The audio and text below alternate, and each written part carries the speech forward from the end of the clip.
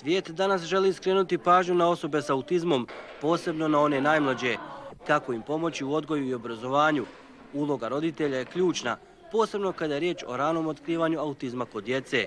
Prvi korak je suočavanje s problemom. Roditelj mora prihvatiti da bi mogao pružiti bolji život svome djetetu, da može se boriti za njega, da ne znam kako bi vam objasnila, 24 sata dnevno vi morate biti uporni i biti sa djecom. Roditelj treba da vidi da dijete ne ostvaruje kontakt očima, da se čini da je dijete gluho ili nagluho, da je izostavljena mimika, facijalna ekspresija i samim tim odmah treba posjetiti ljekara. Autizam je kompleksan razvojni poremećaj čiji uzrok nastanka još nije jasan. Također, ne postoje ni precizni podaci o broju osoba u našoj zemlji iz autističnog spektra jer nemamo referentni centar koji se bavi autizmom. Autističnu djecu zbrinjavaju ustanove i dnevni centri za djecu sa poteškoćama u psihofizičkom razvoju. Pomaka u radu s ovom djecom ima, što nam daje i našu ličnu satisfakciju i stalno nas pokreće da idemo naprijed i naprijed.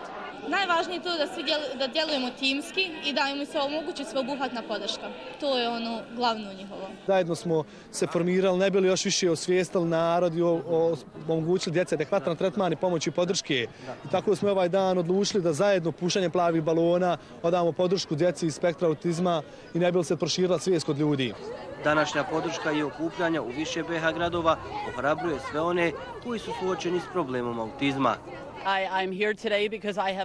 Želim reći da sam ovdje da bih podržala grupu udruženja koja žele dati podršku djeci oboljeloj od autizma. Zaista apelujem na sve građane u Bosni i Hercegovini da prihvate i ovu djecu i svu djecu, da jednostavno im omogući da budu jednaki članovi društva, da budu u srcu ovog društva.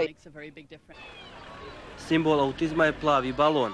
Zbog toga je danas u nekoliko BiH gradova u nebo pušteno stotine balona kao znak podrške osobama s autizmom.